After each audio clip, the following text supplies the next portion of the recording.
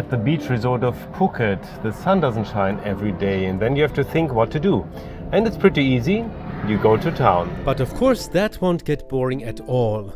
We'll stroll through a couple of colorful streets in the old part of Phuket Town, we'll visit temples for prayer and temples for shopping, and we'll also go to a very different, huge supermarket that's not touristic at all. And there's always time in between for a nice cafe to cool off and relax. So forget about hotel breakfast today and join me on this beautiful day trip through Phuket away from the beaches.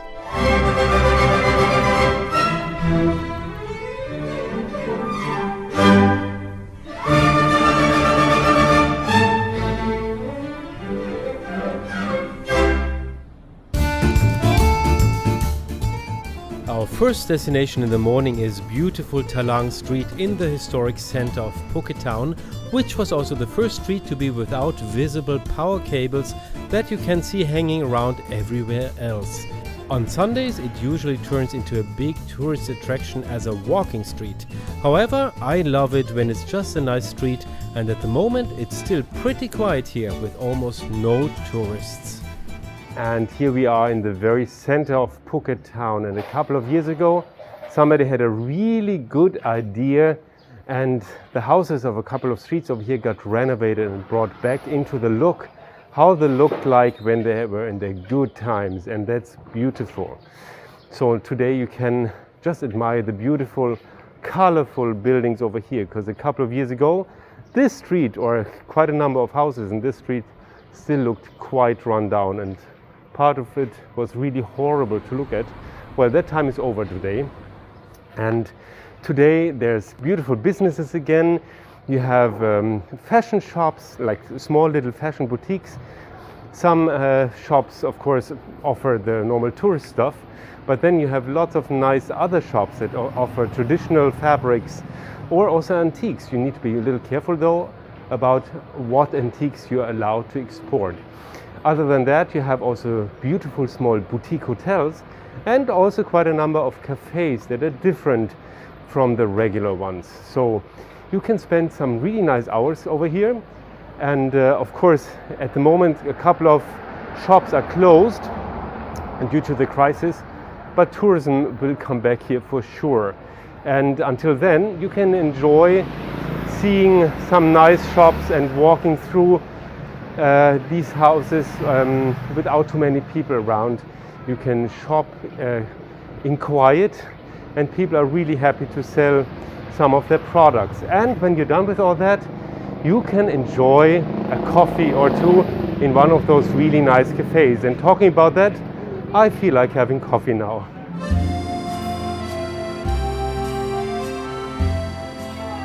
Every time I'm in Phuket, I need to go to this little cafe at least once. And I really love the mix of cafe and bookstore and library and gift shop.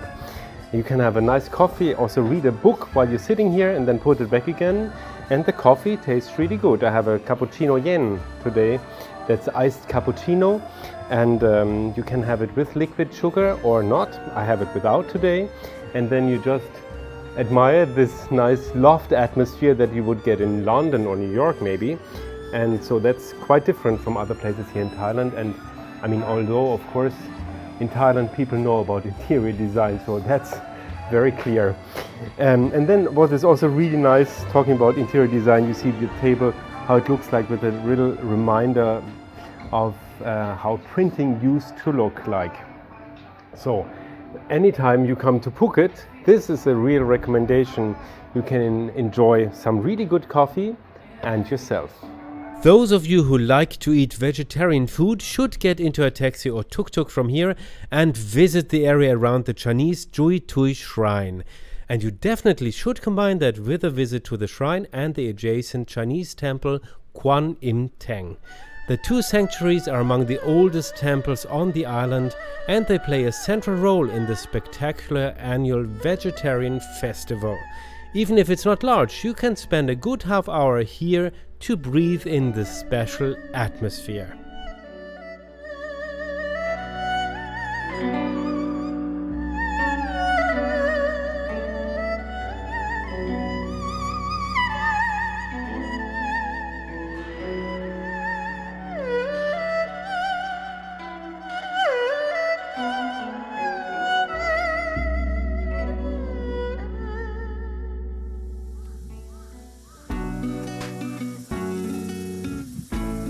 From one of the oldest temples on the island, we are now heading to one of the newest temple attractions in Phuket, the Big Buddha Phuket. But if you go there from the southwest coast, a short stop at the Hill Café is a good idea. It's on the way between Rawai and Kata, near the Karon Kata viewpoint, and they offer excellent espresso or cappuccino and particularly excellent cakes and croissants and even first-class macarons. You can sit with air condition inside or enjoy an iced cappuccino or ice-cold yuzu lemonade on the garden terrace before continuing your trip. The Big Buddha can be seen from far away, both from the west coast and from Chalong Bay. The base and the interior of the gigantic Buddha figure are still unfinished, and the COVID crisis seems to be delaying that further. In any case, now is the perfect time to visit. You will never have this place to yourself again like now. Peaceful and quiet. I really like empty, beautiful beaches, but being up here at the Big Buddha of Phuket completely alone is really quite a privilege. I remember so well 2 years ago when I did my first beach report here, there were hundreds and hundreds of tourists that I had to fight my way through, and it was just horrible because there was so much screaming and selfie taking and screaming again. It was not really a nice thing to be up here. But today you hear only silence and some music from far away. When I arrived, I was a little moved, to be honest, because I heard Buddhist monks singing. I was thinking, oh, that's really nice that they're still praying here, even though there's no tourists right now. But I was a little wrong, because that was a recording. It came from a CD. Yeah, so much about that. Other than that, being up here is always a little bit like Sagrada Familia. This Buddha is never finished somehow. It's being made with donations, so everybody can donate money and they put a marble plates or so, and maybe they even put your name on that. But actually there's so many donations up here that it should be finished since long. I have no idea why it's not. Well, maybe you know.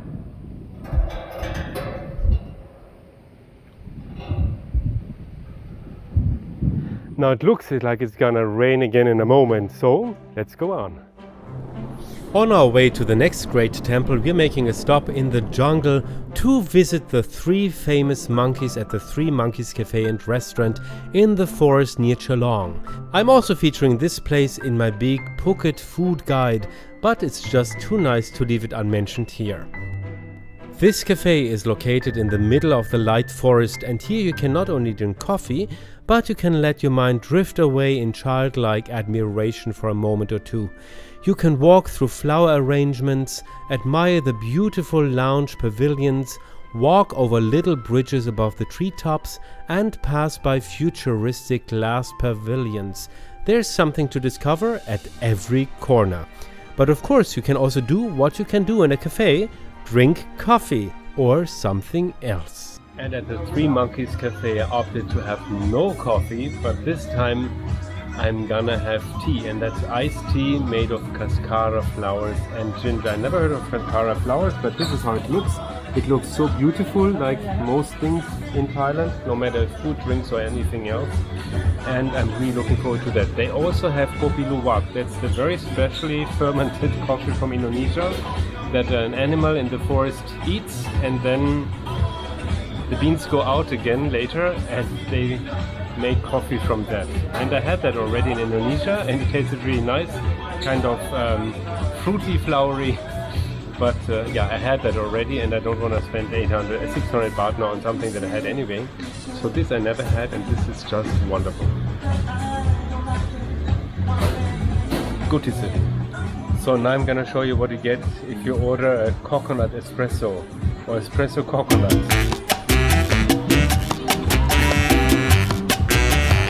Bigger is not possible. Actually, this coconut espresso is so impressive that I almost forgot to try how it tastes. Now let's have a look. So you see there's really coffee in there, and it's actually very good. It's just very, very, very, very sweet. It's almost like ice cream that somebody defrosted, but it's really tasty.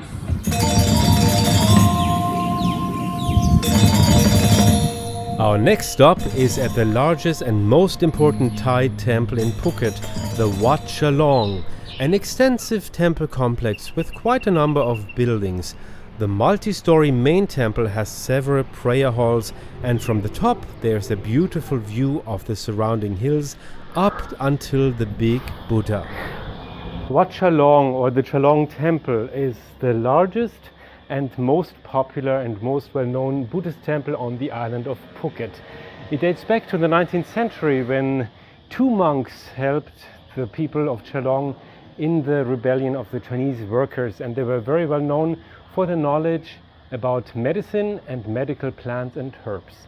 While today it's a pilgrimage site and many people come here to donate flowers, and they also make donations in the form of fireworks, actually firecrackers, and when you hear the first time and hear that, you're pretty shocked for a second. Anyway, that's my experience, and but that's how they donate money too, and they just donate just bland cash as well.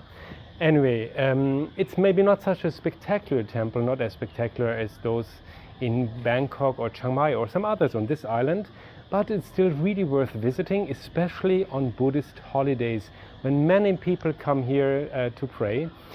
And just now it's very empty because of course now we have the COVID times and nobody's here. So I have the luxury to present this temple for you completely alone.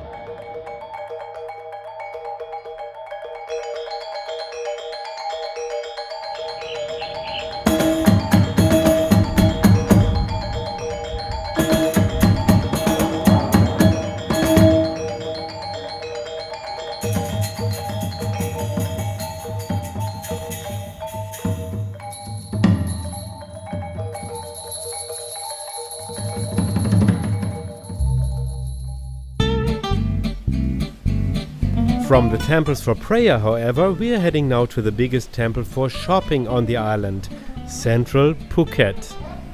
The huge shopping complex consists of two equally large parts, the original Central and the new, even more chic Central Florista, with great interior design and fantastic decorations. And when it's raining cats and dogs again, it's nice to go to the mall too. I'm not a big friend of malls, but this one is pretty impressive. Many great Parisian and Italian designers have their shops here. There's also beautiful little boutiques for jewelry and first-class Thai cosmetics, but of course there's also large electronic stores. However, the prices for new products are not necessarily cheaper than at home. And then there's this shop for travel bags, which has great offers through the year, and of course I got weak here. Also very impressive are the customer toilets, which don't look at all like they do at home in a German shopping mall.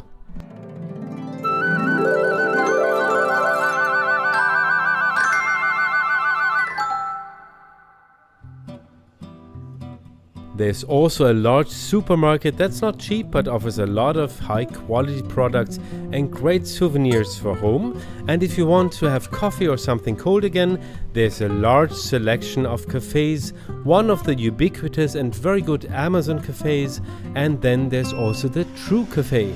So Starbucks can be left out today. And as I showed already in my Phuket Food Report, I can particularly recommend a special drink in a quiet atmosphere.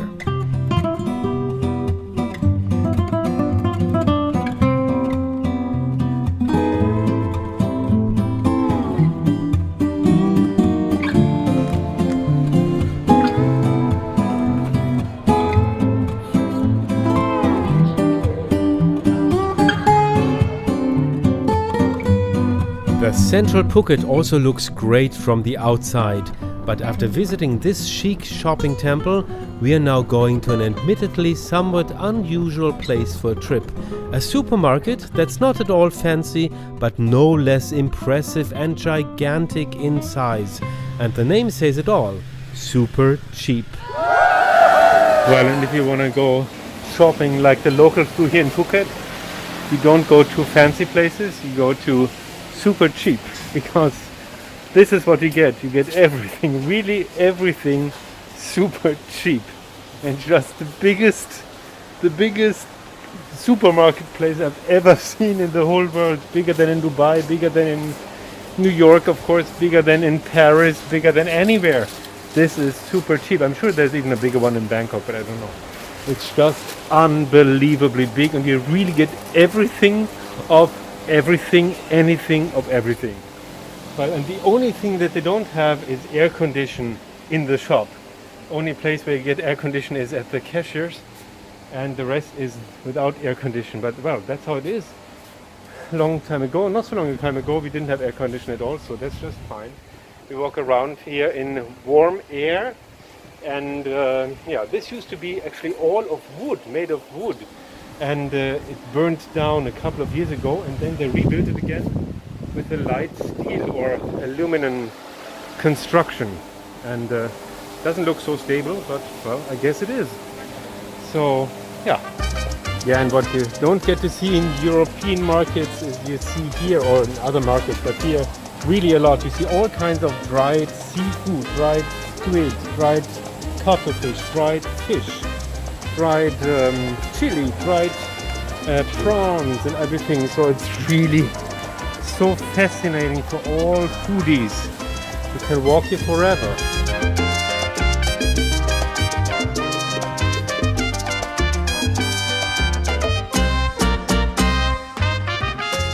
And that's where all the secrets of Thai cuisine are, in the famous curry pastes. They look so simple, but they're so well done and so different from each other. Really amazing. The fruit department is of course also exciting. You can see all the ripe fruits of the season here, just like at a regular market, but also apples, which are an exotic fruit here in Thailand, just as mangoes are in Europe. You can also buy sugarcane here, as a whole and freshly squeezed as juice. And then there's the famous stinky fruit, that's the durian fruit. And here that's at the moment the durian montong, that's just starting the season now. And people use a stick to try if it's ripe already. And you can hardly touch it because it's got such strong spikes, you can just easily injure your hand and get really home with a bleeding hand. But the inside is simply amazing. Either you hate it or you love it forever. And here we've got something special too, and that's the malako dip, the unripe papaya, and with that you make somtam, the papaya salad. And that's not sweet and orange reddish inside, but still green or yellow green and a little sour. And last but not least, I guess the biggest fruit you can buy in a supermarket, the jackfruit, which is in the family of the mulberries, funny enough. And I guess that's like the biggest fruit you can ever buy. Normally you don't see that anywhere else. Here you see the whole fruit. Normally you buy just the little fruit pockets inside the big berry. But if you want to buy even fresher fruits, a trip to the airport is a good idea. The pineapple farmers have a few stands here on the main street, and the fruits come directly from the fields close by. And the pineapple here, the Phuket pineapple, has a particularly good taste and texture. And another nice thing about the beginning of rainy season is you get all the nice fruits. They're just getting ripe now, and among others, pineapples. And there's lots of pineapple fields around the airport, and then people sell them here on the street to the airport. Really nice, already cut, ready to eat. 50 baht for 3 bags. Well, pineapple fresh from the field is really something very good, very special, and so tasty. Fresh from the field, look how nicely they're cut. You can just eat them like that. In my beach report, I featured a cafe in the remote northeast of the island that I had found by chance on the way to the Bang Pae Waterfall, and that I fell in love with. It's really worth visiting, so here's my recommendation again. Now I have to present you this a really nice surprise. I'm actually on the way to Bang Pae Waterfall, and I just want to stop by a place with air conditioning that maybe has also a nice bathroom. And what I found is an oasis in the middle of nowhere. A beautiful cafe called Delight by Cake My Day. That's a nice name. And look at this, it's a beautiful, beautiful place. Such a beautiful cafe, really in the middle of nowhere, totally unexpected, and have quite a nice cake window too. And look what I got. Cappuccino, again, that's cold cappuccino, iced cappuccino, and this Japanese cheesecake, which is a very fluffy, light version of a regular cheesecake. So if you ever happen to come to Bang Pae Waterfall or any other place in the north of the island, or you want to go to Naka Island Resort and you need to go to the boat pier anyway, come here, it's really worth it. Such a big surprise.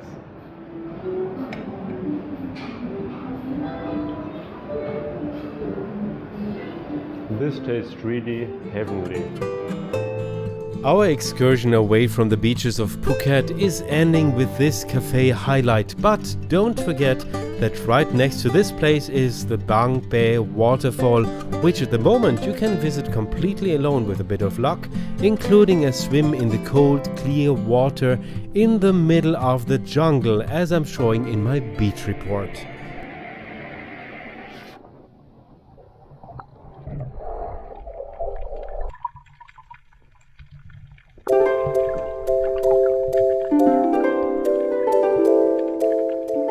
After a long period of isolation, the whole region is now opening up again, and from Phuket you can finally start visiting the surrounding provinces again. Just crossing the bridge to the province of Phang Nga is already worth it, and there's a lot to see and discover here after a short drive.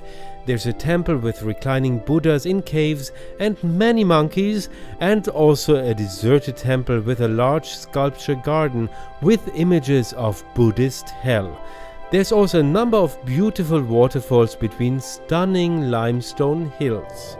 The islands of Phang Nga Bay can also be visited again by boat, and in the east and south of Phuket, the provinces of Krabi and Thalang await returning visitors with countless dream beaches and dream islands. The COVID crisis helped nature to recover from mass tourism, but for the people, a very hard time will soon end. Tourism will come back here very soon with all its power, and of course there will be new reports from me then from this area, from Phuket and far beyond, and I'm already looking forward to being able to present all of this to you. So stay tuned, subscribe to the channel right now, and then see you again here very soon at Travel, Sing, Fly.